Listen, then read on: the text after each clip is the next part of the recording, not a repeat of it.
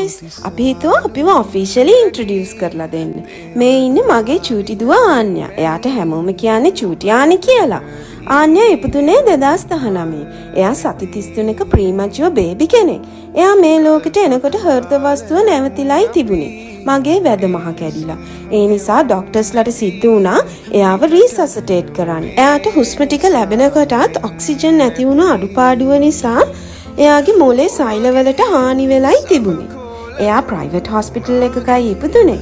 ඒ වුණාට එයාලා general hospital එකකට මාරු කරලා ඇරියා දරුවට හුස්ම ටික දීපු ගමන්ම. එහිදී එයාව දවස් 30ක් ඉන්කියුබේට් කරා.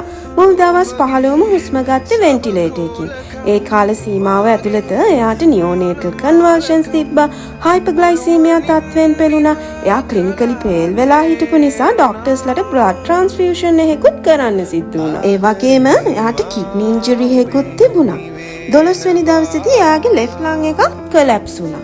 වාසනාවකට වගේ එයාට දවස් 15දී එයාව වෙන්ටිලේටර් එකෙන් ගලවන්න ડોක්ටර්ස්ලාට හැකියාව ලැබුණා. ඔන්න ඔය කාල සීමාව ඇතුළත තමයි එයාව ඩයග්නෝස් කරේ එයාට සෙරිබ්‍රල් පාසි තත්ත්වය ඇති වෙලා කියලා. ආන්‍යාට වයස මාසයක් වෙද්දී එයාව අපි ගෙදර ගෙනල්ලා අපි early interventions කරන්න පටන් ගත්තා. ජීවිතේ අපිට පාලනය කරන්න බැරි වුණු විනාඩි 20ක් අපි දෙන්නගේ ජීවිතය උඩ යටිකුරු කරා.